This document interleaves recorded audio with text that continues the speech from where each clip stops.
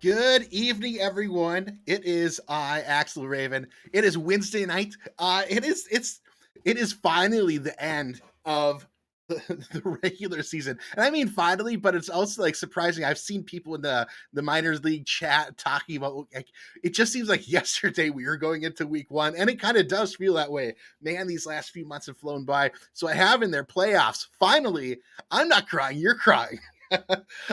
Welcome to episode 10 of Minor League Fights and Insights, where we're here to talk, banter a little bit about the minor leagues, explore the games, give people a chance to tout out, shout out, hype out their players, all that kind of stuff. Anyways, welcome. Great to have you here. I'm here joined with me, as always, Daniel Wright, my right hand man. Good evening, Daniel. How are you tonight? Well, I'm crying for a whole different reason. The beard is gone, folks. Look at this beautiful little goatee now. You're just going to have to wait a couple months for it to grow back. But I'm excited for this playoffs. I can't wait. There's been some good games last week. Let's see how it goes this time. Absolutely. And with us also, regular Nicholas Frossel. Good evening to you, sir. How are you tonight? Doing pretty good. I feel like an old man next to Daniel now. Nah, I didn't want to say anything. No, I'm trying to grow out my. I was trying to match everybody's facial hair growing stuff, but we'll see how that goes as the weeks continue. But great to have you both here. And then we've also got. Let me jump over here. Turn this thing on because we got a full night packed for a full show packed for you all. But first, we've got a fun little interview that we've got here on the line with us. We've got the Lincoln Rattlesnakes wide receiver John Fullerton. How are you tonight, John? I'm doing good, man. Appreciate the opportunity again. Appreciate being on the show. Absolutely, great to have you here. It's always nice to Thank sort you. of get Thank to you. know the person behind the player. Um, Mhm. yeah, so tell us a little bit about who you are, John Fullerton. Who is that? The person behind your wide receiver. Honestly, all I can really say is I'm 29 years old. I'll be hitting that big 30 next year. Uh, honestly, I'm a father. As far as my job goes, I work in a prison, Okay. and honestly, I came across this game, and it's awesome. That's the only I can really just say is this whole community. You can tell everything is so organized. It's so uh, built, and runs just smoothly, and I love it. That's awesome. I love to hear that. You mentioned you just sort of came across the game. How recently was that? Mhm. When did you join the league, or did you come across? I've heard of people like they came across the game Yeah, 3 years ago, and then they waited yeah. until like this season to join. But Uh-huh. what was that experience like for you joining in? Honestly, I joined. I think it was probably about 2 or 3 weeks before the season started for the SFLm. So I went on, did the membership thing or whatnot, and obviously just started progressing from there. And they said, hey, we got the season going, and just went from there. It was funny because I really don't know how I came across it. I don't know if I was looking to buy the actual game itself, but I forgot. I really don't know how I came across it. But honestly, I've been hooked ever since. That's good to hear. So let's see. Curious if you wanted to share again. You've now got maybe 6 months ish of Mhm. of experience in the minor leagues. What has been Yeah. like one of your most memorable moments that you've had in your time here so far? Honestly, just been a community. I do want to give this shout out real quick to TJ Harper. It's good, Like speaking with squad. some people. Yeah, Harper. Honestly, I gotta give props to Harper out there. He's definitely came through. But it's just a community. It's just nice to be able to talk to people and kind of get their thoughts and opinions or whatever, and just kind of see what's going on. So I think that's the biggest thing for me is just being able to talk with other people on here. I totally agree with you. I'm about a year and a half in, coming up on year my 2-year anniversary for being part of the league Hmm. is will be February. And Oh wow, yeah. it was what is it? Very timely. I was needing social interaction and, especially during lockdown time and all that kind of stuff. And this was Hmm. perfect. And like, I keep telling people I came for the football. I stayed for the community that Yeah. there's nothing like it. And, now I've met you, I've met Daniel back, we were in the Hmm. same Tacoma locker room a year and a half ago, Yeah, that yeah. kind of thing. So, it stays with you. Curious, speaking of that, tell us a little bit about the Lincoln Rattlesnakes, how your season's been going, how you feel, at trying to end that the season strong, or like what the locker room's been like, what your experience has been like there. Yeah, I mean, honestly, at the end of the day, I think we all wanted to obviously be in the playoffs, and and that didn't happen, obviously. But at the end of the day, too, throughout the whole season, we were able to just kind of keep together as a team and just kind of communicate with each other. Um, excuse me. Words. But just obviously being there and just being there for each other, just talking to each other, and like we did have some good games. Obviously at Ottawa, game that we just had a couple. Obviously week before whatever. It was very good seeing that, and I thought we were gonna put that work on Tacoma again, but obviously we didn't. But Yeah, it was at close the end of the though. day, yeah, and it really was. It really was. But at the end of the day too, like I said, it's just we were there for each other, and obviously either through the good parts and the bad parts. Yeah. So I mean, that's what a team is. That's what a team is all about. Yeah. So Been there, done that. Daniel and I, we were, mhm. at Tacoma in season 3 of the minor leagues. We were close. We tried to give it a shot. The last couple of weeks of the season, we weren't able to make it to the playoffs. It is what it is. But there's always next season. There's always other opportunities. Yeah. Speaking of that, we're only Mhm. 10 days away from the actual draft. Yeah. On the 17th and 18th. That's going to be quite a hype time. Oh, Um, it is. how are you feeling leading up to that? How's the team, feeling, the players in your team? What are your thoughts on that so far? Honestly, I can't wait. It's I will say I've already had some people kind of already hit me up Cool. about little interviews or whatnot. So it's nice to even be considered for that. I really didn't know what to expect at the end of the season or whatnot. And it's very nice to have a few teams say, hey, like let's talk for a quick second. So, at the end of the day, I'm just happy just to at least be heard, kind Yeah. of, and just be seen that way. I think other players on this team, honestly, I think they're gonna get drafted too. Um, I would like to see Logan Lee obviously hit that next level. I mean, Sure. it's crazy, Yeah. and just see him in the Ottawa game too. I didn't know what was going on. I mean, he's just touchdown to touchdown. I was like, okay, this. At the end of the day, he might run for 1,000 yards. I don't know what's gonna happen, Yeah. but honestly, even like for him, I think any team that picks him up, they're gonna have a superstar right at the bat. Mhm. And when it comes to me too, and maybe this is my time to kind of talk about myself, but obviously, I'll be there for the team. Obviously, one thing too, when it comes to progressions, I've done it every week. I've Awesome. really missed any weeks. I'm very consistent on that. That's one thing, I definitely don't want to fall behind on. And honestly, I'm just ready to, step up to the next level. And even if that doesn't happen, and I'll go back down or whatever, that's cool with me too. But I'm hoping to hear my name next week. Awesome. Very cool. I'm curious again, if you had to describe certain traits or characteristics of a locker room or a team that might draft you, your ideal team, Mhm. what are some of those traits that you'd like to have on a pro team that you might be playing with? I would say just communication, just being able to talk with everybody. I think is just that's a big thing. Obviously, being there for your teammates. Just kind of helping them out with whatever they may have questions on or whatnot. Um, just basically just being there for each other. Very cool. And obviously having some fun with it too. Yeah. I love to kind of talk a little bit, and obviously I don't know, some people know, but even as you see my name, um, and heard throughout the games too, I like to be called Easy Money. So even have a little nickname to my Yeah. player as well Yeah. too. So that's what I'm just looking for. Just obviously that locker room to have fun, talk a little trash or whatever, but just be there for each other. Honestly. That is awesome. Daniel, do you have any questions for John? Yeah, sure, John. Nice to meet you. Nice to Love meet you the too, man. attitude. Thank I you. think Thank you'll you. go far. So a lot of times when it comes to drafting, especially in the wide receiver spot, Mhm. people draft for wide receivers four first, and then they have to work their way up. Is that a Yeah. problem for you at all, or are you willing to make that progression and work your way up to number one?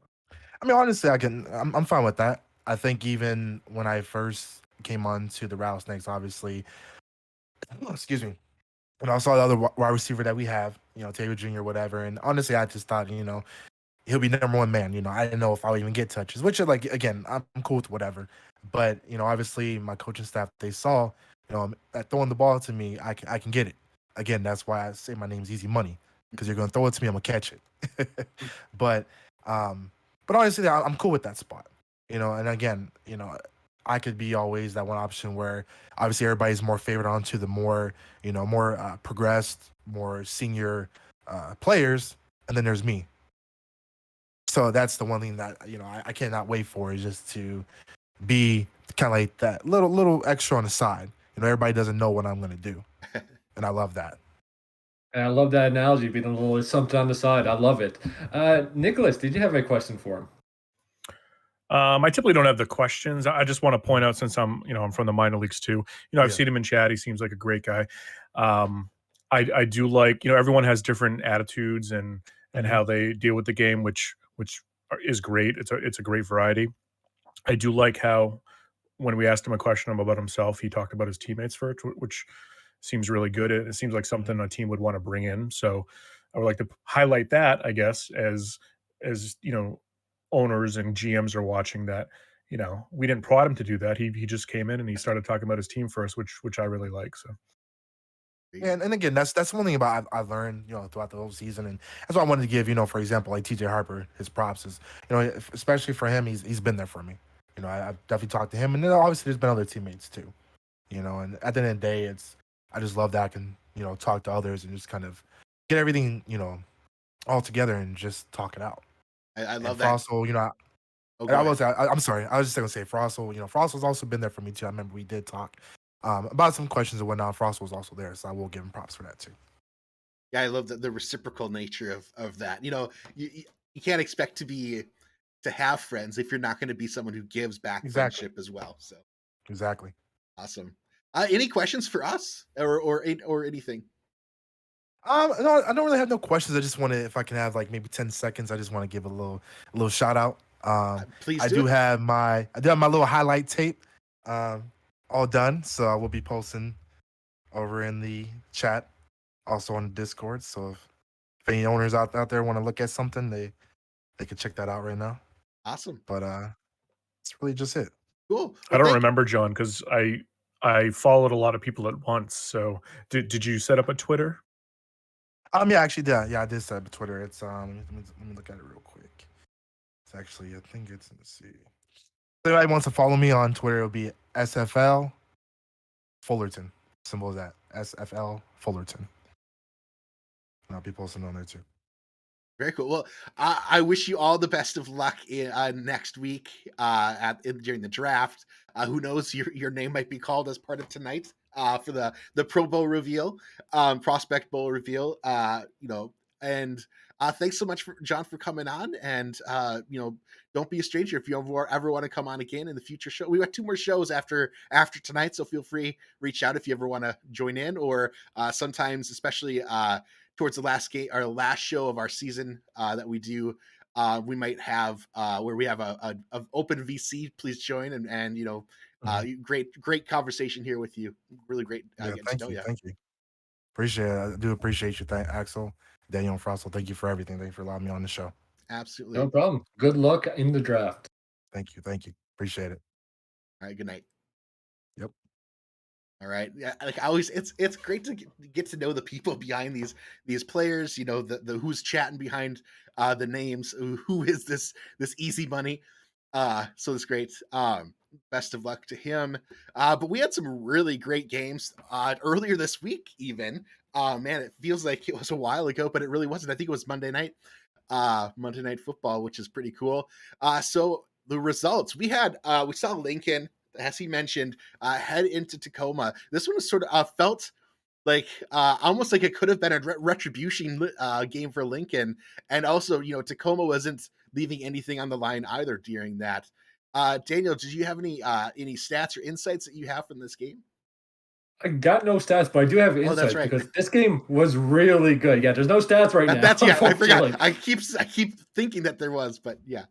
Let me check my notes real quick. Let's see. Something, 26 yard. No. But this game was really good to watch because every time it looked like Lincoln was coming back or making a push to win, Tacoma and their quarterback made that one big throw that they really needed to break it open. And there was one throw to Lely that was really good on the sidelines that really went in for a touchdown. It seems like Tacoma had an answer when they needed to. That's something Tacoma was struggling with all season long, was that answer to strike back, because they always kept it close. It's just really good to see that the evolution of players and how they come to be. And it really hats off for the offense for sticking with it and sticking with the game. And Nicholas, any insights for you from this game at all?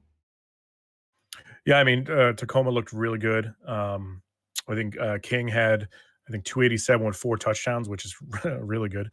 And they played well on defense. Also, I think Brown had 11 tackles. Bourne had 1.5 sacks. So I mean, they were just kind of doing well all around. Um, I mean, it's no slouch. Lincoln held their own. They were in there for a little bit, but Lee wasn't running as good, so they kind of held down Lee a little bit, which I think was the key for them. So I think Tacoma had a good strategy. The coaches did really well. Mhm. Well, that brings us to game number 2. That was the one that I was watching live because I couldn't look away from that game. Man, Madison, Albuquerque going back and forth a little bit. Initially the broadcast was talking about, but they thought it might be a shootout, and it wasn't at the time. But then it kind of became a shootout. It was a very fun game that ended in overtime. I'll start with you, Nicholas. What are some insights or things that you about this game that you might want to call out? Yeah, I was watching this game live too, and it was probably my favorite game of the season. San Jose is obviously in it. I wouldn't be hugely upset if it was another Madison Adams matchup for the championship bowl because it was just so good, and it would kind of be nice to see like the tiebreaker. But obviously, I want San Jose to be in it. But I mean, everyone played really well. Ty did great as usual. Um, Slap was held a little bit down, but he still had the 2 touchdowns. And then I don't understand TJ Assassin. She had another 2 sacks. Um, she's her stats, like, she hasn't been in the league that long, and she just keeps getting sacks after sacks after sacks. So she's doing something right, which is really nice. I had seen that TJ had mentioned something about it, like considering switching to O line, if by chance drafted there instead of D line, which seemed interesting because of the success that TJ's been having. So, which is fascinating. Daniel, do you have Yeah, I any wouldn't do that. thoughts? Yeah, any thoughts on this game? Feel like whatever I say will not do this game justice. So I don't know what I want to say in particular. Just whoever is not seeing this game, please go watch the game. This is probably the best game I've seen in my 2 to 3 seasons of watching plus playing in the minor leagues. This was just a phenomenal game overall. It was on the seat or the edge of your seat, heart blood pressure raising, heart rate raising kind of game. A little bit of a Oh, lot of I back did and have forth. one note. Yeah. I did have one note that since we're getting close to the draft, Ye Verity's stock probably shot up. The That's kicker very for true. for the Adam. Absolutely. Um, that brings us then to game number 3, Lexington at Annapolis. And again, Lexington coming into this was showing some improvement. On the slide that I had shared late last week, after this last game, in preparation for this game, I had mentioned that Lexington was on a roller coaster of high games or up games and down games. Um, you know, and this one seemed to be sadly on their down game. Daniel, how did this game play out, or what were your thoughts on this game? It feels like so. Just I'm going to clue in a bit of game 3 and game 4 because we expected Lex and Otto to really bring it because their playoffs were actually on the line, right? They're the 2 teams that mattered when it came to playoffs. Mhm. And to see the Navigators, who was not in a playoff contention at this point, really hone their craft and say, we're going to play spoiler in this game. And they played a magnificent defensive scheme. They really held Lexington down. And it really showed what the Navigators can do as an offense and as a defense. Even though I did bash the defense like early on, early on when the season started. But it looks how well they progressed. Look how well they played. And if there was like 2 or 3 more weeks in the season, we could have even seen the Navigators in a playoff spot, just the way that they've been playing the last 2 of the 3 games that they had. Yeah, and a lot of credit to, I think, Jay Hayden is the head coach over there, putting together, finally finding, the key to their success. Though late in the season, I'm sure it feels good to get a W, no matter what under your belt, and for him, switching over to being the head coach, I think, or offensive coordinator over at Charleston in the pros too, bodes well for him to sort of get starting to I like to say starting to see the matrix. Coaching is complex, and you start to kind of thing. Nicholas, any thoughts or your take on this game? Yeah, this one was a little surprising to me because I've been pretty high on Annapolis, but Lexington was also my dark horse, and I thought they were going to kind of pull through. So I thought this was going to be a closer game with Lexington winning. So I kind of called that one wrong. Um, I see that Moore had 53 yards. That's pretty surprising for passing. Sanders did really well in Lexington, but just I guess they just held Moore down. The DBs did a really good job. I actually thought at the beginning of the game because I did watch this one at the beginning, and I thought, oh, and Albus is in trouble because Lexington started out with like a really nice run, and then I switched to one of the other games, and I was surprised that Lexington kind of almost looks like they got blown out. But yeah, this one surprised me a little bit. I thought Lexington would pull this one out. Yeah, and it seemed it was a little surprising, just to simply get that field goal as their only scoring item up there. Then we come to game number 4, Ottawa at San Jose, and this one again, San Jose was fighting for seed. They had already been promised a spot in the playoffs, just which level, and then Ottawa was ultimately, uh, if they lost, which they did, it was required then that Lexington were to lose for them to make it as number 4. And Ottawa ended up, it's not that, if I remember correctly from the yards and production, I feel like Ottawa didn't have a bad game. They just could not finish their drives. They were not, stopped short of being able to score any points. And San Jose ultimately, I think Ottawa their touchdown came on from the defense. San Jose, uh, I don't think wasn't playing anything terribly like special, but were just solid and didn't give up and kept moving down and putting up the points that they needed to do. Nicholas, I'll go to you. What is your take on this game? I know Jay Z Bacon got player of the game, but I mean, this guy Nicholas Frossel, he got the shoestring interception, and it was amazing. But yeah, I mean, it was a pretty good game. It was. I thought both teams played really good on the defense. I feel like they kind of just Ottawa stalled out on the offense, which kind of is significant because San Jose has a pretty decent defense, so it's not surprising that they would have stalled out on offense. But I didn't even see the stats on the running back, but I don't think he did much. Um, but I mean, what I love about San Jose is I don't know I don't know if I've seen it in the SFL, because I'm relatively new, so I'd have to watch more games. But the Jay Z Bacon Van Dam combo is really good. Like Jay Z Bacon ran 141 yards, Van Dam ran 80. So 80 for a fullback seems really good in the SFLM. And just to having that 1-2 punch, it's making it really hard for people who oppose them. We just gotta. I think we just have to personally pick up more on the passing. We have a young quarterback, so if we can manage that, I think we have a good shot. I was going to say 80 yards for a fullback is good anywhere in the league. I think in general, even those that do it well, looking at Baltimore, they still might only get between 30 and 60 on an average game, right? So 80 is a pretty substantial number. And it just shows that they were running really, really well.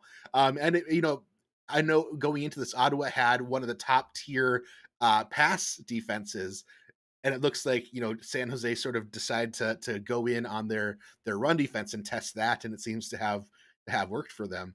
And again, congratulations, Nicholas, on go on your interception. How did that feel, getting that finally? That little monkey on your back. I know you've been talking a little bit about like you're so good that they've been throwing away from you Yeah. and things. How does it feel to actually have gotten that in this last game of the regular season?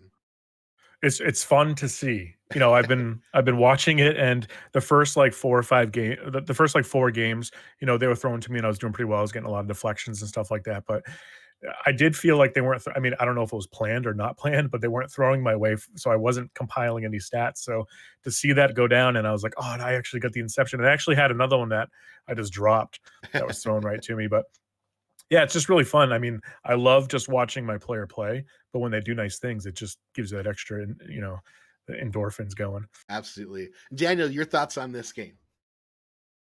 Well, you just spoke a lot about the defense, so I'm going to speak a little bit about Ottawa because they're in a playoff spot. They need to get it together. Um, they really need to figure out their offense more than likely because a lot of their games when they have won have been on the defensive side.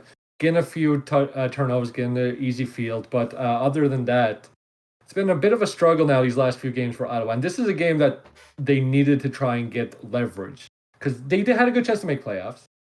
They had the better odds of making playoffs at the end over Lexington. But this performance is not what we wanted to see out of them. And I know Cherry's gonna come out here and say something in the future. Maybe he'll just show up randomly in voice chat.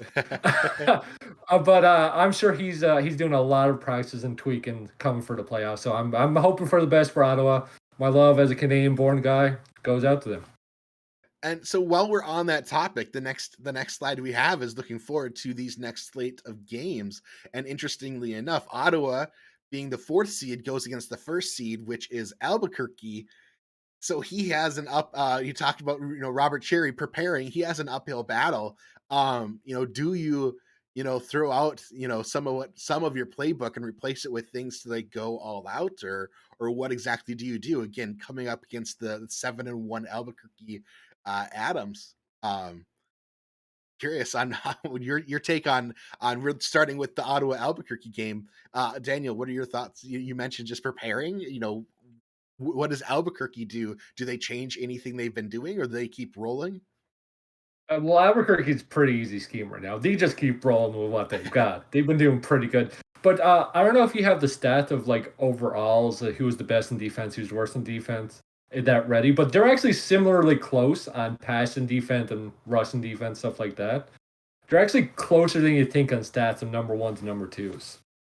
I don't think you have that ready. I'm throwing a curveball at you. I can bring that up potentially. I'll keep talking like you don't have it for now until you're ready. So that's week 5. Wow. Okay, change that. Let me go get. You keep talking. Yeah, I'm gonna keep talking. Don't worry about it. But for Albuquerque, they just got to keep going to the run game. The run game is doing them the justice right now. Slap is a monster. For Ottawa got to figure something out. They can't just rely heavily on their very good defense, as we've seen in the Week 5 team breakdown. Woo! Using that anyway. But their offense is the part that's struggling. Cherry got to figure something out. Maybe going through older games with Albuquerque, we'll see a little chink in their armor, but they really didn't have a chink that well. Their pass defense, maybe, stuff like that. But really, Albuquerque is a full lineup team. Ottawa got to find something that works for them. They got to play their game as opposed to trying to play to Albuquerque's weakness, I think. Because right now they have no game rolling for themselves on offense. They're just going with the punches, hope things work out. So I hope they're in the room. I hope they're looking. I hope they're figuring things out for their players now for playoffs, because now is the time to do so. Their offense is struggling. They need to right that ship in order to have a chance. Yeah, so I've got, again, this isn't including the games that were earlier this week. We don't have the stats out for that yet, but this was going into week 8. Again, Ottawa showing, again, high defense versus the pass, ranked 7th versus the run. But then looking at Albuquerque on their offense, they're ranked 2nd in both passing and offense, or passing and defense, passing and rushing. Words are hard sometimes. But on Albuquerque, they were ranked 8th last in pass defense. This might be the time to see what John Lakeman can do out there on the pass versus that Albuquerque pass defense. Yeah, so like I said, defensively, they're actually very similar. The offense is what's killing Ottawa right now. But if they figure this out, and hopefully their pass offense was the 7th week 7, they didn't do much better, I'm pretty sure, last week. Or earlier this week, I should say. Yeah. But if they can find something that works, because Albuquerque is not the best on the pass defensive side, maybe they go to that. Maybe they find that in the scrims, into the looks, and be able to use that to their advantage. But really, for them, they got to stop the run game, which is something that Ottawa has been struggling with. Yeah, and again, evidenced of their game against San Jose, right? So, Nicholas, what are your thoughts then on that Ottawa Albuquerque game? Anything else to add? Yeah, I mean, the only thing I'm thinking of is Albuquerque didn't really show like a chink in the armor, but they They almost lost against Madison, and then I feel like the week before it was a pretty close game. So they don't seem as unbeatable as they used to be. So that could and just by that graphic, if they're 8th in defense for passing defense, Lakeman historically has been a pretty consistent and efficient passer. So if they can get him back to that and like Daniel said on the defensive side, stop the run, they could have a shot. I mean, it's obviously a long shot because Albuquerque has been so good, but like you said, maybe they haven't been progressing as much because they had a lot of two-way players. But they have Ty, which is hard because he's probably going to get drafted. He's a really good quarterback, so it's hard to kind of fight that. I mean, with Mhm. that tie and slap combo, it's like, well, if you can't run, they'll just throw it. It's like, They'll tie you up and slap you to death. Sorry, that's dad jokey. Goodness, thanks for humoring me. All right, so that also then brings us to Madison at San Jose, 3 versus the number 2 spot. Last time they met, San Jose took the win. It was at the time before this last week was one of Madison's only losses. When Madison was on that huge roll, early what early or mid November, when that took place. But again, now they're both 6-2. And it's just that one game that's the difference between their spots. I'll start with you, Nicholas. Tell us, what are your thoughts on this game for you? As a player on San Jose going into this against Madison, knowing who they are and what they're able to accomplish. Yeah, I mean, I think it should be a pretty good game. Um, the scary part about Madison is they were one dimensional a few weeks ago, but they no longer are because I think they figured out Brown can actually run. So he's been doing really well. So I think it's going to be harder to plan for Madison. So our coaches are going to have to do a really great job. They also, I mean, they still are kind of lagging behind a little bit on the running back, obviously, because he's fresh, and we have a fresh quarterback. So it's kind of like one has a weakness and the other has a weakness. So they kind of have to plan around that. I think it's going to be a pretty close game. So it might come down to which defense plays well. Kind of partial, obviously, to the San Jose defense. I think we have really good, um, the whole defensive back is really good, I think. So it'll be interesting to watch. Yeah, and Daniel, what is your thoughts on how Madison San Jose might play out? This is gonna be a good game, I think. Madison's always a good game to watch. San Jose's been very good defensively, especially that cool interception just Monday, right, guys? Anyway, I call that a Pandora's box. Once it's opened, it just keeps going. it just keeps going. There you go. Madison just needs to keep doing what they've been doing with Switch, right? They got to get Switch going, get Prince Wonder, get Ron Haynes going. This is gonna be this is there's only 2 games, but this is the game of the week for the playoffs, I think. Um, I think it's going to be close. Whoever makes the least mistakes will win this game, I feel like, is what's going to end up happening. Yeah, I can see this being, almost like a nail biter, just like this last Monday's games, Madison and Albuquerque was. It very well could be, two behemoths going back to back, and proving why they are, number 2, number 3 seed, and which one, you know, um, deserves the right to play in that final game. Um, and yeah, so that is the semifinal matchups, 2 games to look forward to on Saturday night. They are kind of prime time on Saturday night. You can see first one kicks off at 8:45 Eastern, 7:45 Central. The next one, they're concurrent. So, tune in. What I would suggest is have one up on your TV if you can connect to YouTube on there, and the other one on your phone, or 2 screens or two browsers on your computer, whatnot, and get your popcorn and your liquid libations, and have some fun enjoying a lot of that. So, lot to look forward to this weekend. Um, yeah, any final thoughts for this as we wrap this section uh, of our show up? I'll ask the guy who is currently still in the playoff hunt and, get a chance to actually play because I bet you he has a lot of thoughts going into it. I'm just excited to still be playing. I've had a lot of fun this season. I came in, I think, in week 10, no, week 10 of the SFL season. So I've been here the whole season for the SFLm, and it's just been really fun. Um, no matter if like I think one of the earlier games, one of my only really mistakes was I gave up a huge pass to King Jackson, and that was still fun to watch. It's just a fun league to be in. So I'm just happy to be playing. If we win, awesome. We'll get to be in the championship. If we don't, I still had a lot of fun. And that so yeah, this Saturday semifinals. Then I believe it's the Friday after that, fifth, the 16th. After that is the full championship. Follow the exact same weekend, 17th and 18th, Saturday and Sunday is then the draft. So a lot going on this next week, and then tomorrow night we've got something going on.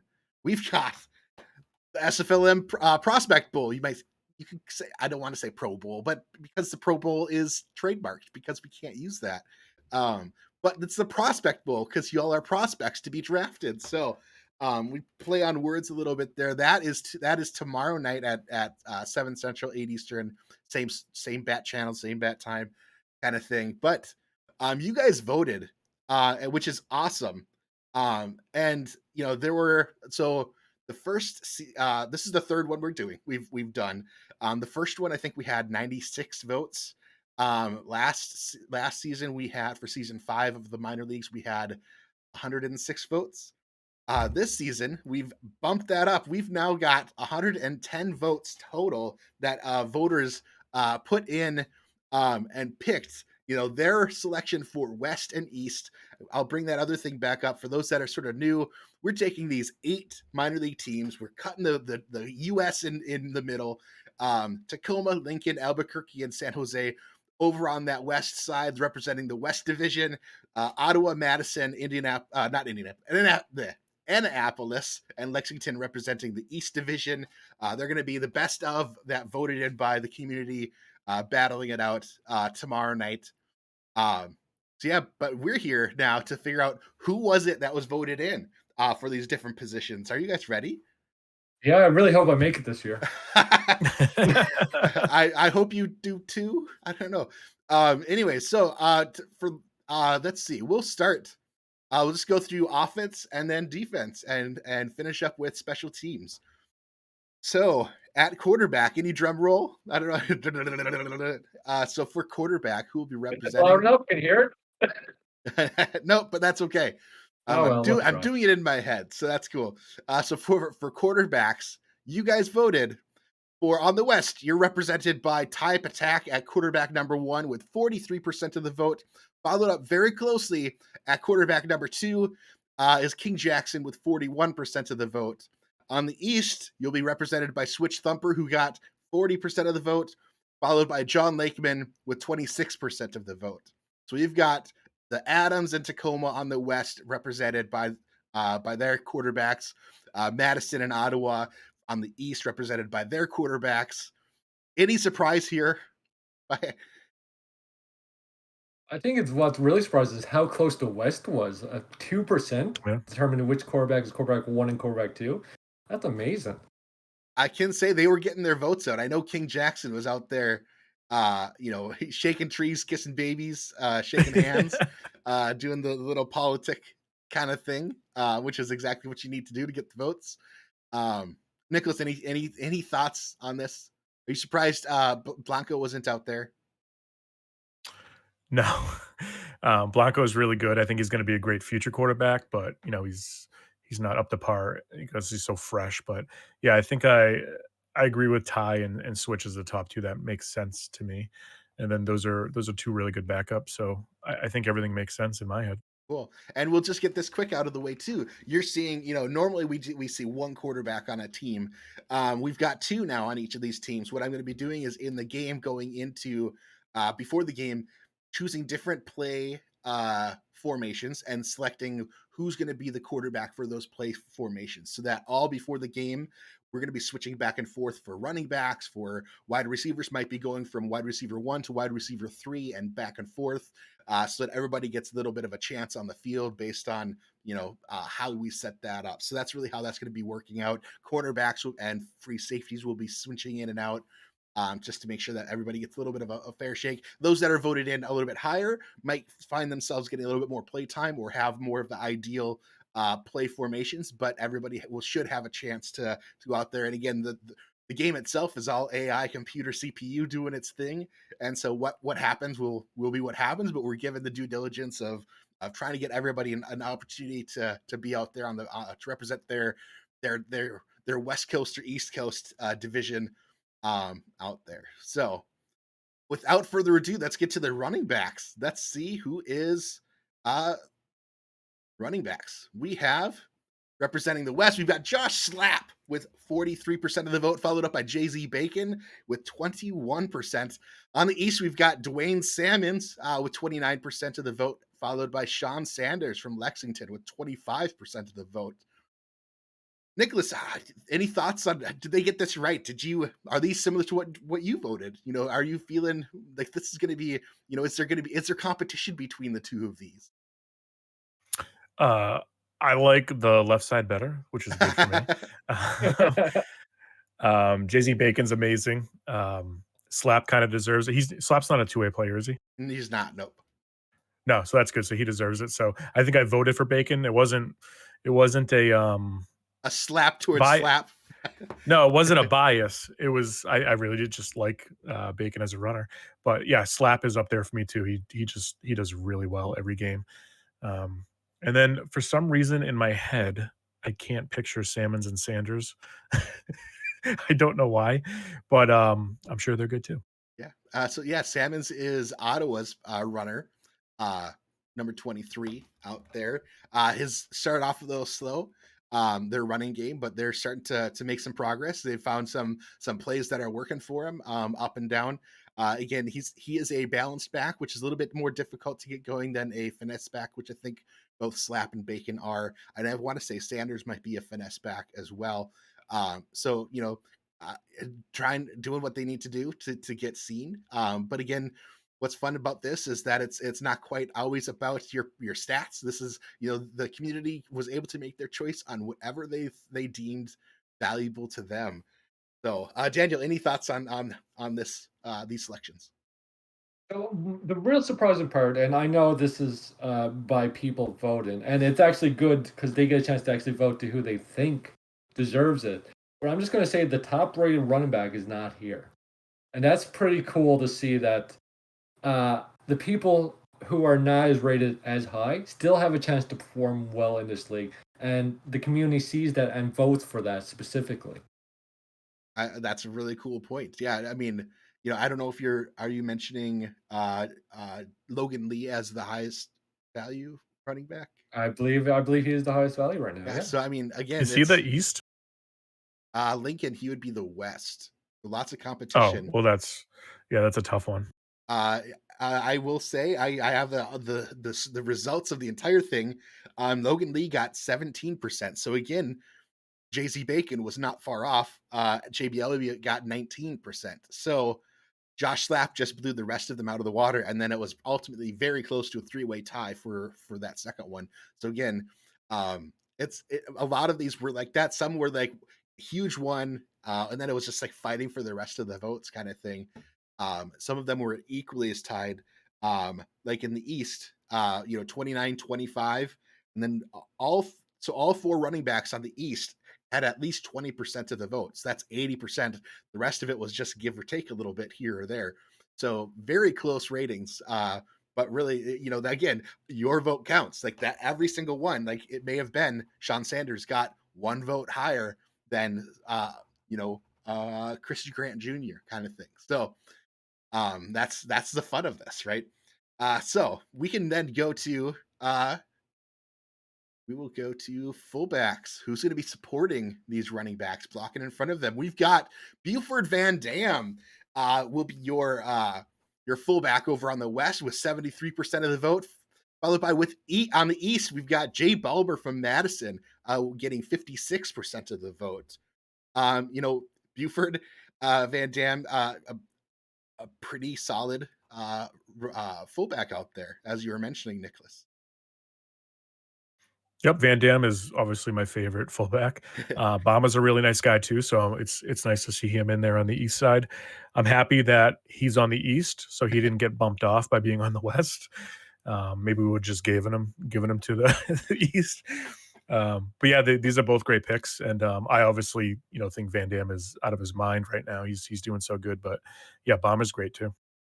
Yeah, and then like you said, Van Dam has been hitting 80 hour, a lot of yards. He's been very productive as fullbacks go, and it is not just a blocking back, much like maybe Balmer. I think Balmer's only a handful of weeks in, so he's not even, pretty fresh.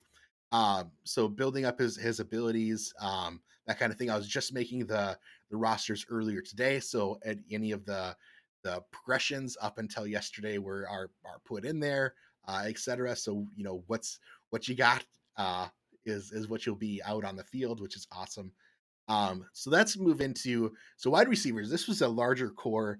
Let's see, we had 8 wide receivers on both sides, so 8 teams. Four for the West, 4 for the East, 2 wide receivers each. So the West, out of those 8 wide receivers, we ended up with Lily Nikai taking the wide receiver number 1 position with 35%, followed by Rob Hunt, a pair of Tacoma Grizzlies to lead that pack there, followed by John Fullerton, who we just talked to earlier tonight with 18% of the vote, and then Terrell Cooper to round that out with 7% of the vote. And then on the East, we've got Prince Wonder from Madison with a staggering 50% of the vote. Half the people voted for Prince William, or not Prince William, Prince. Oh gosh, what am I?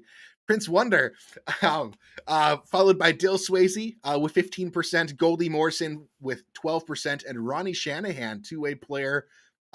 Looking, I believe he played in the last Pro Bowl or Pro Prospect Bowl as well as a backup, if I remember correctly, with 7% of that vote. Um, Daniel, who are you surprised that both Tacoma wide receivers are so voted so highly here? Well, Lily is a bit of a shocker because Rob Hunt is very vocal, has been very good all season. So I'm glad that Rob Hunt got there. I'm glad Lily got there too, but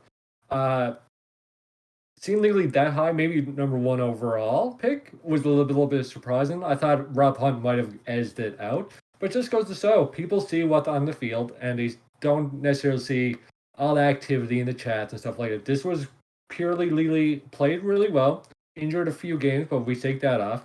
Hunt game picked good, really well as well. I love to see Prince Wonder over there One of at your favorite 50% on names, these. right? One of my favorite Yeah. names. But he played outstanding as well. If Ron Haynes wasn't on that team, Prince Wonder would have been the standout that we've known and loved. Mm-hmm. Nicholas, any insight or any thoughts on how this broke down for you? I agree with this. I think this is a good group. Um, I think Lily might have gotten the higher end because I feel like the last couple of games her name has been called a lot in the games, and she's been playing really well. But Rob Hunt is equally as good, if not a little bit better. Fulton is obviously. I think we also got to take into account some people are voting for skill. Some people were also voting for skill and if they like the person. They're talking to these people, so Fulton will get up there. I think he's played really well. Terrell Cooper, obviously, I'm a big fan of him. He's on San Jose, and he's been doing really well. Prince Wonder, I think I joked that I wanted a poster of him in my room because I was a big fan of him. And then the rest of them, they're just. I think this is the correct group. I did a quick look because there's so many receivers. I just did a quick look, and I really do think this is the correct group. So Very cool. Yeah, I'm excited. Again, like I said, we're going to be switching things up. Putting players in different positions throughout the different formations. So it's going to be exciting to see who breaks through, breaks out, and it maybe has an amazing game. Will it be the West? Will it be the East? Will it be both? Really exciting to see. So that brings us to the next one, which is tight ends. So for you all, the community voted for these tight ends to represent these the West and East. So in the West, we've got Bob Lung, again Tacoma, with 58% of the vote, followed by Craig Westlake with 17% of the vote. And then on the East, we've got Xavier Solomon 51% of the vote, followed by Ron Haynes with 41% of the vote. Daniel, I'll go to you. What you mentioned Ron Haynes and Prince Wonder. Are you surprised that Ron is tied in two here? Uh, so yes and no. Ron Haynes is a two-way player, so I know people will vote differently based on that. It's all about preference, really, and how people decide on how they vote. Ron Haynes should be there. I fully believe he's probably had the best season, period. The best player, best season. Just the way he's been able to gack yards like a wide receiver as a tight end. Uh, I'm not really surprised he's two. I'm glad he's there.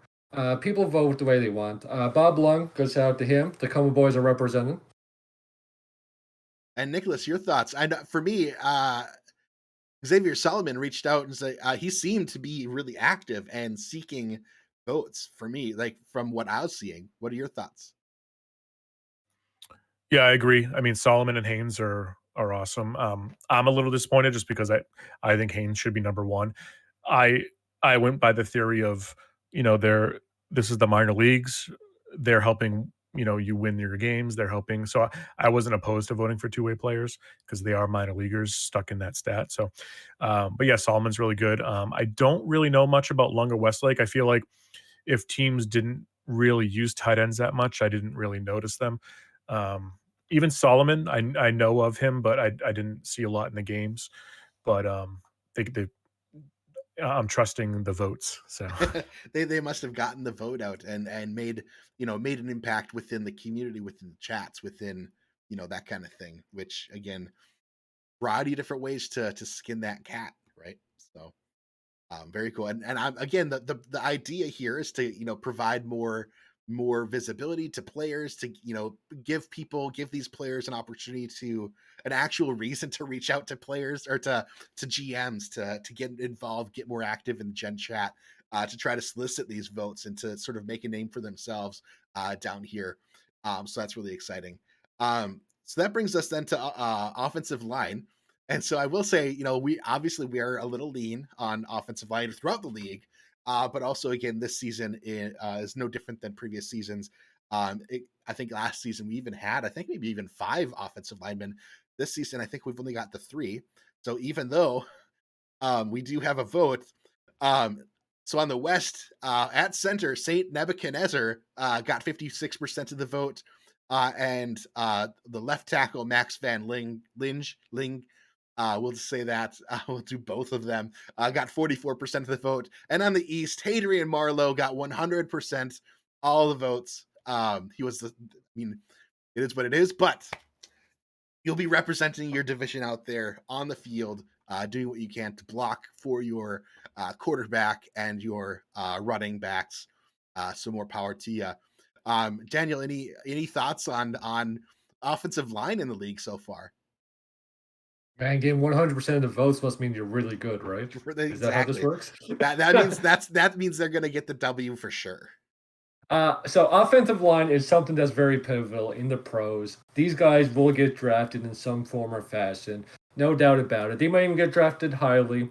We've seen the offensive line go really high in drafts. The draft for the SFL is not like the NFL where you pick the best player in like a quarterback or stuff like that. You get picked based on the position and the need you fill and how good of a community guy you can be. It all factors in like that. So we'll see kickers go high. We'll see offensive line go high. So expect to see some of these guys. Shout out to Max.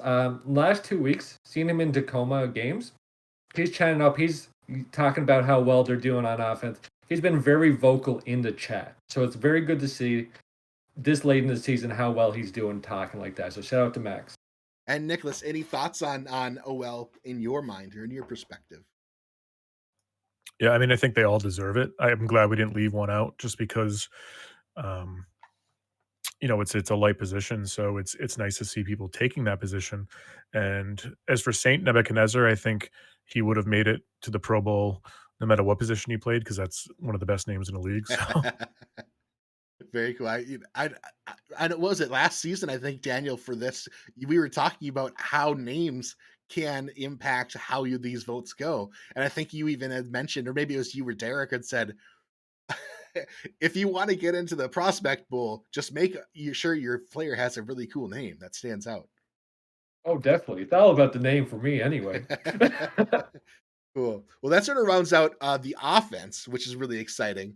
That brings us to defense. We'll start with the defensive line and work our way to the backfield. So, in the middle of the defensive line, we've got defensive tackles, and these are who you selected. So, on the West, we've got Robert Thump with 51% of the vote, followed by Melt Gibson with 27% of the vote. They'll be your core anchors in the defensive line for the West. For the East, equally tongue twister name Saint Melchizedek, with 62% of the vote, followed by Kano Fortson with 38% of the vote. These are That great names, by the way. Such great names. you're just like me getting my tongue twisted a little bit. Uh, Nicholas, what are your thoughts on this? I've seen some of these. Mel Gibson, I believe, is on Adams. I feel like I hear his name come up a lot. Robert Thump, I think, is having a really good season so far. Yeah, Thump is a big force on San Jose. Melt Gibson, I feel like they chose that name because they hate an announcer or something. And the other two, that they're great at their positions too. So this is a good group. Um, Obviously, big fan of Thump, and I do like that Saint name. So Saint Melchizedek. Yep, I like that too. Melchizedek. Uh, Daniel, your thoughts on the defensive tackles? Feel like we're going to church. I think that's 2 Saints now that made the All-Star game, if I remember Yeah. correctly. So I feel like we're all having a little lesson here. But I great. I was gonna mention Thump because he's one of the standout players on defensive side that you hear a lot of. So it's good to see him there as number one on the West. Kano's a great name. Saint's a great name. I love good names. What can I say? I Yeah, might vote for these people because of names. it's with the two saints, it seems like we're like channeling the Old Testament or something like that with the different kings and stuff. Anyways, speaking of standout games and really rocking it, we've got the defensive ends, the capstones to these core of the defensive line. So on the West, we've got TJ Assassin getting 40% of the vote, followed by Justin Thibodeau with 19% of the vote. In the East, we've got Robert Brady, 43%, and LL Vote with 20% of the vote. We mentioned TJ Assassin earlier. This pairing up TJ Assassin and uh, Robert Thump, man, what like this is that D line might be pretty tough on the West. Nicholas, your thoughts on Yeah, the yeah, ends? that'll be interesting having Thump and Assassin in the same line. I would say that Assassin just made it because she has a cool name, but she's been insanely good. Robert Brady too. I would love to see. It's too bad they're both on defense. I would love to see Brady and Assassin go at each other because they're two sack machines. So And Daniel, your thoughts? Well, we mentioned Assassin, how well they've been playing the last few weeks. So kudos, it shows.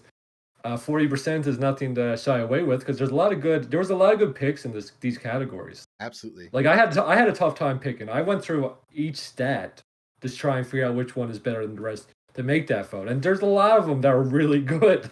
So it's all these people deserve it. Congratulations to them. This was not an easy category to pick. Yeah, right now I'm looking at the West defensive ends, and so though TJ Assassin got 40%, we've got 19%, 18%, 14%. So that's the rest of it is not like it's picking nitpicking to get the Justin Thibodeau, powered it out and got that selection there. And similarly with LL Volt, again, there was a lot of competition, more so um looks like 7 defensive ends on the East versus 5 on the West. So two more additional um choices on the East. And LL Volt comes out with 20% on top of that, and Robert Brady with 43%, the highest number of votes in the defensive end category completely. So kudos to you guys. All right. So that brings us then next up is the inside linebackers.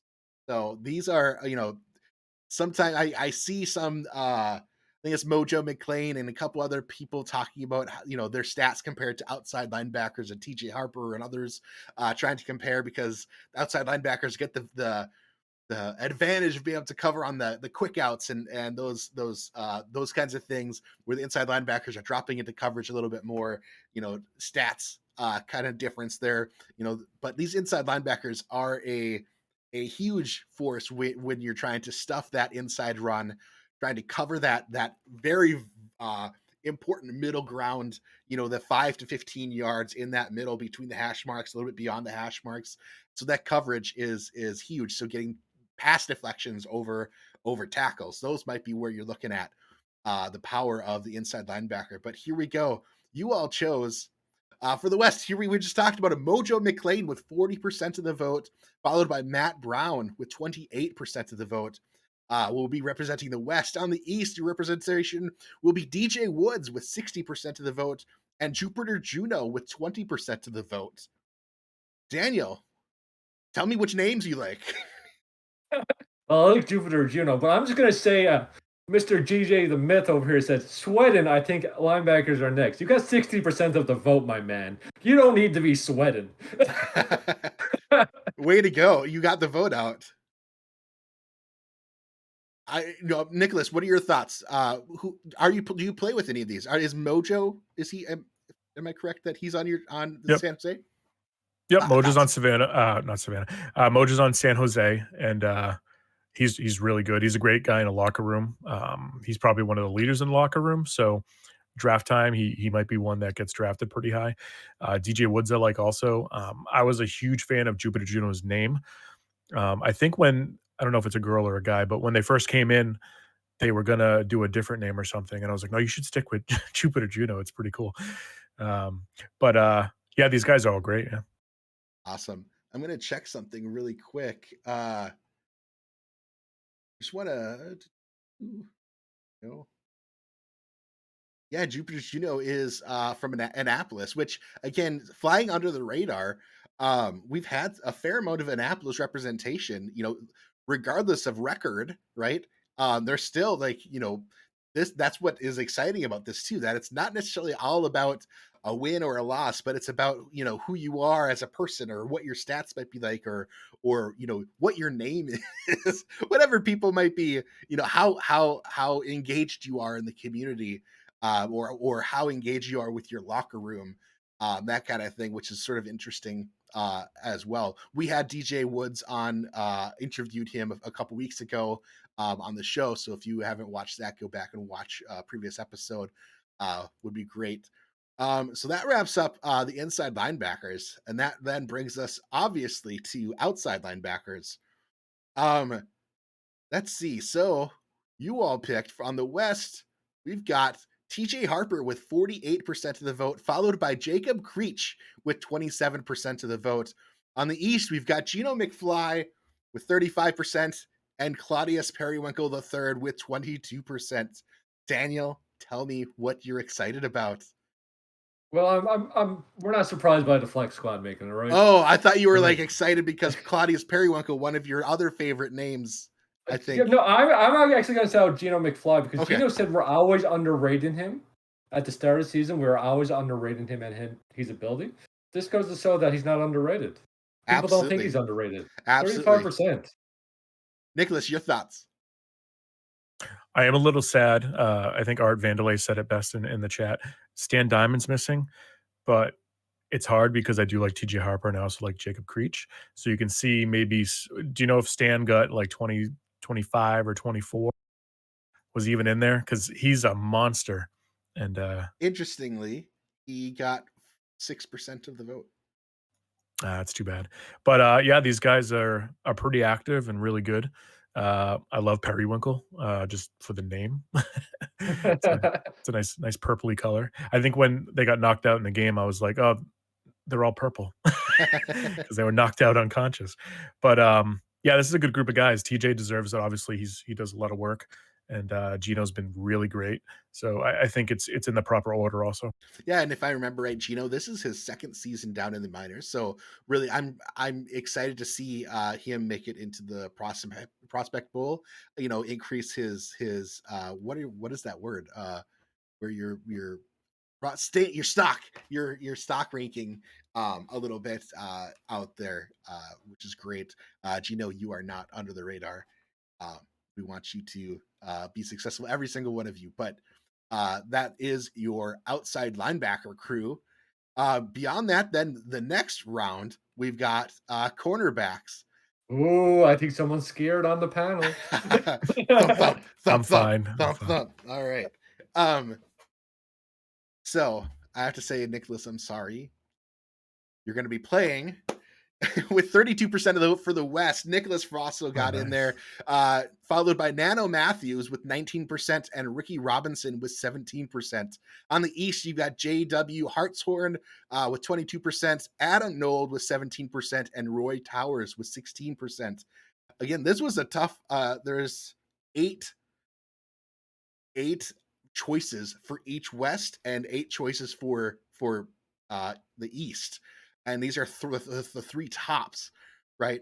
Um, how does it feel, Nicholas, to be selected by 32%? Almost like pretty much a third of the people voting chose you out of 7 Mm. others.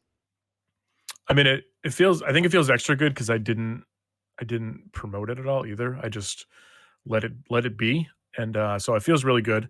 I think I voted for JW on the East and Ricky on the West, because I didn't want to vote for myself, but it feels good. I mean, it's nice that people either think I'm good or they like me as a person. So, Yeah, so either way, it's nice. It's nice. yeah. Daniel, what are your thoughts on the cornerback selection?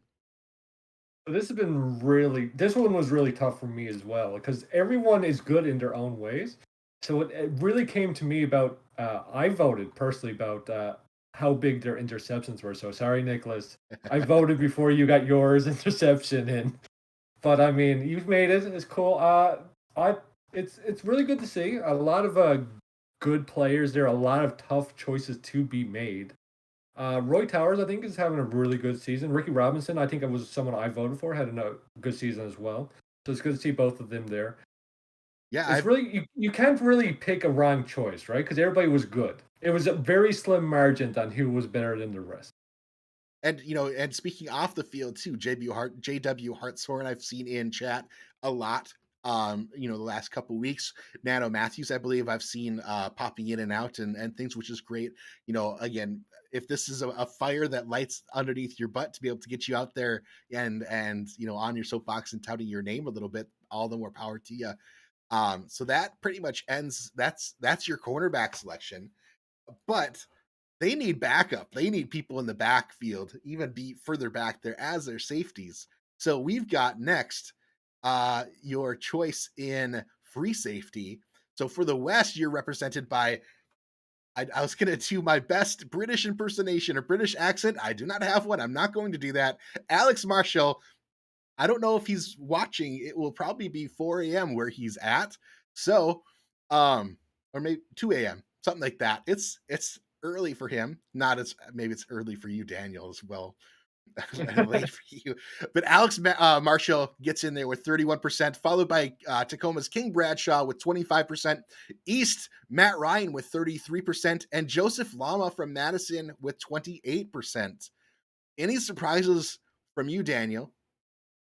I thought Lama was clear and far superior, the best free safety this season, based on the fact that he got 7 interceptions, and I believe the second most on that field had 3.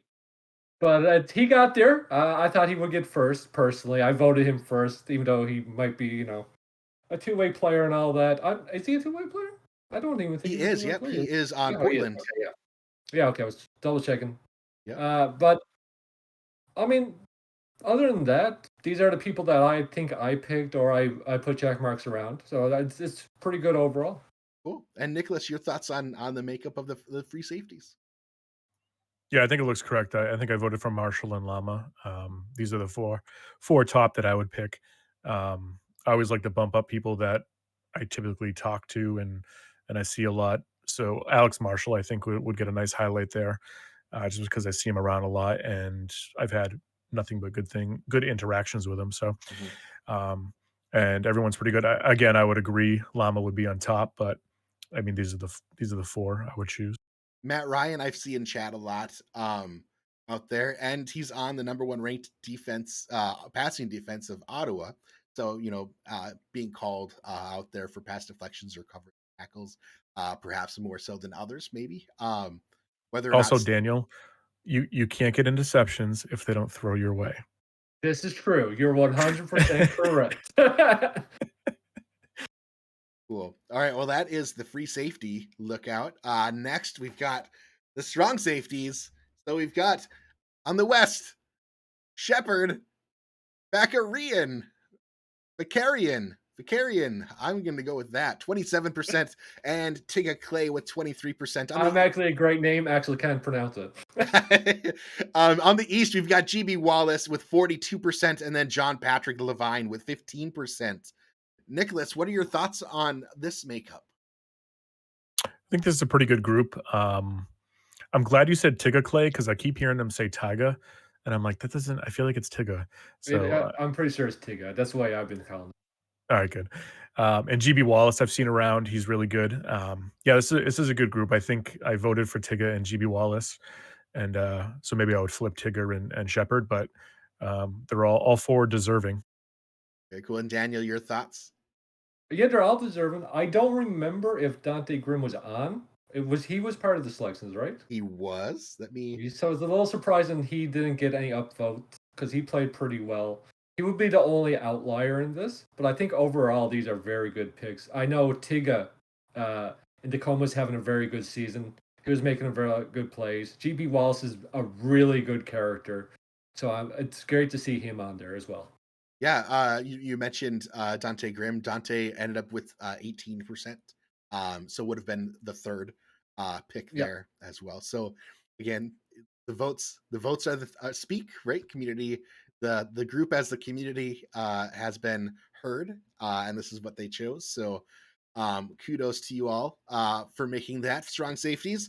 Let's see. I agree. Yeah, GB Wallace has been balling out there on Ottawa.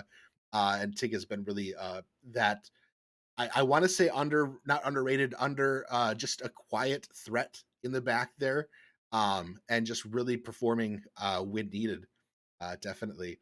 And then so that brings us to special teams then. So we've got kickers and a single punter in here. So for our kickers on the West, you'll be represented by Ye Verity. With 51% of the vote, with no punter. You'll be using a generic punter. There was no option there. And on the I East, asked my friends, no one wanted to play. On the East, you've got Juniper Belson wins out with 47% of the vote, and KL Barrett Jr. got 100% of the vote as a punter. So congrats there. Any thought there, Nicholas? You mentioned the stock for Ye Verity, rising after the game-winning kick on Monday. The votes here were locked in on Friday, but still, people must have been seeing what premonitioning what the power that VA has. Yeah, been a good kicker all year. Same with Juniper.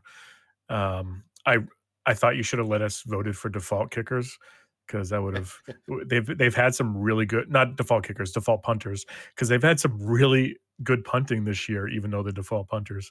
Um, but yeah, it's a good group. Yay obviously gets the highlight just because they're obviously pretty clutch, but Juniper's been great all season.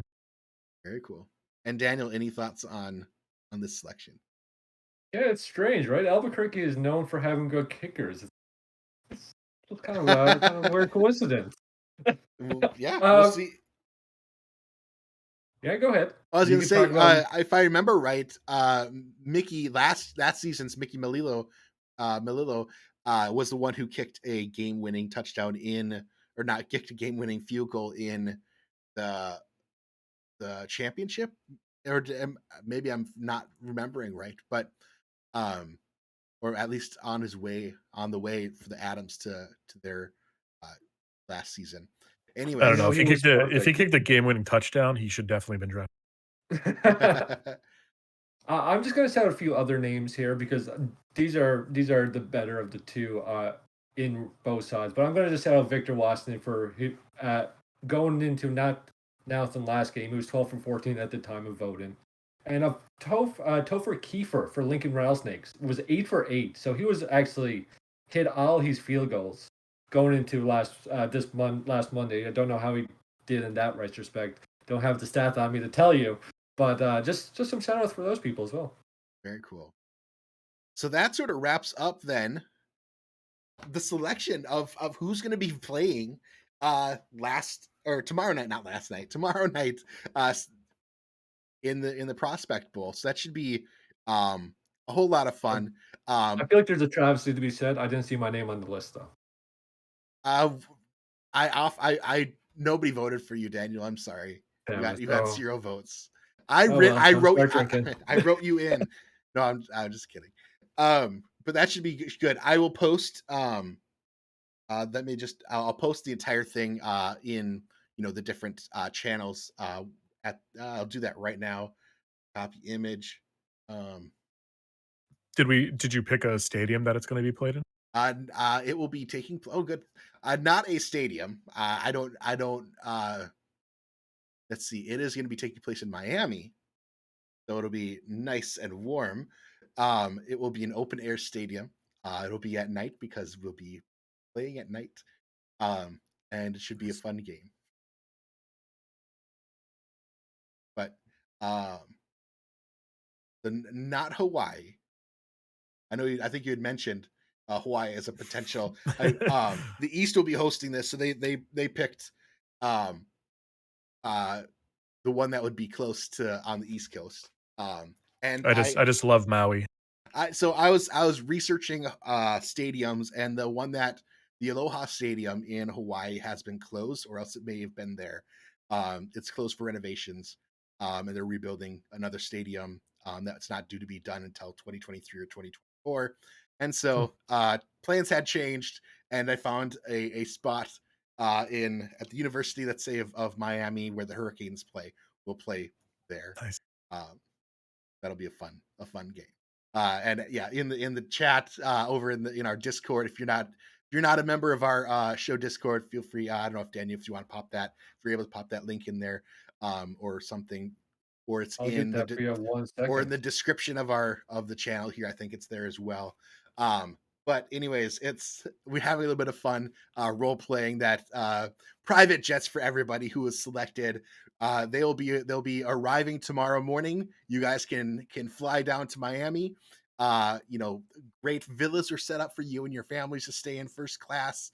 There, what is it? No expense has been removed or whatever. So it should be a fun experience for you all um, tomorrow night. Me post this over in the SFLm chat as well. Boom. My Right. job is going to be mad. Let's see. All right, cool. All right. Well, yeah. Join us tomorrow. I mean, I'm excited for this. I'll be there. We talked a little bit about Mickey. He has been a color commentator and on a handful of games this season for the minor league games. He's going to be joining me in the booth to help call the game as well. Daniel, are you able to join us? It sounds like. I really hope so. I mean, I haven't missed one yet. It would be really a shame if I missed one all of a Excellent, sudden, right? excellent. Nicholas, are you in for tomorrow night? Would you want to join us in the booth? I'll have to check. I'm not sure. Okay, well, if possible, you're welcome to join. But that it should be fun, a fun time calling the game, and maybe during the halftime, what we might do is have a little. If anybody wants to use in the minor league fights and insights Discord, there's general or game day broadcast voice channels. People feel free to jump in there if you guys want. They're public. They're for you to use. So feel free if you guys want to congregate there and talk amongst your friends and other things. That is a perfect place to do that. Just ask you be nice and respectful to each other, but feel free to shit talk a little bit for fun during it. And then we might jump in there during halftime to talk with you all to see how things are going for you all out on the field as well. Ultimately, we're there to have fun. This is sort of a friendly scrimmage. A little bit of bragging rights come with it, and the opportunity to sort of, you know, get on the field a little bit and play with some of the best players that you've played against, but playing elbow to elbow with them should be a lot of fun. So, yeah. All right. Any last words? You feel good about this? Are you guys having? Are you excited about this? Super excited about this. What are you talking about? This All is a great right. thing. Cool. But if we're gonna do last words, I believe I saw in League Alert in SFL that the honors thing is actually out. That you can vote for honors now. So if you want to take that chance, please do so. Vote for your honors for your favorite pro football players, because that's how they choose awards at the end of the season in the pros. It's all a voting system as well. Our All Star game is selected based on who is the best, not on votes, so you don't get to vote there. But they actually included some voting for uniforms this season, which is different, which is cool. Yeah. So please go vote there as well. But please take your time, vote, and enjoy tomorrow. I'll see you guys tomorrow, hopefully with some popcorn, because I believe that's our thing now. I bring popcorn to these games. Absolutely. Absolutely. And Nicholas, are you excited about being seeing your player out there to prep before your game on Saturday? Yeah, it'll be fun. I mean, I'm a little nervous about possibly being the CB1 instead of CB2, but we'll see if I'm actually good. But again, just as a representative of the miners here, just thanks again. It's kind of cool that you do this. It gets us all hyped up for the draft and gets people who likes if there's people I didn't recognize their names of that made the Pro Bowl, it gets their name out there and more familiar with the GMs who might not be watching the games as closely as us. So thank you again for that. It's pretty Yeah, cool. absolutely. Happy to do it. It's one of the highlights that I love during the season to be able to host a game like this and bring the community together in a variety of ways as well. So yeah, that's about it. I'm excited. Again, see you guys all tomorrow night. See you guys on Saturday night for the big semifinals, and then we've got a little bit of a week off, and Friday, Saturday, Sunday next week will be huge as well. Lots of fun stuff to be happening. So really cool. All right. Well, if that's it, any final words or I'll wrap up. Thank I you think I'm guys. good with words. Okay, I think you You can guys wrap already it. gave me. All right, cool. Well, we'll put a bow on this. Thank you all for coming. And yeah, posted out the who got what and the rosters. So we'll see you guys tomorrow night. Thanks for joining us tonight. Good night. Take care, everyone.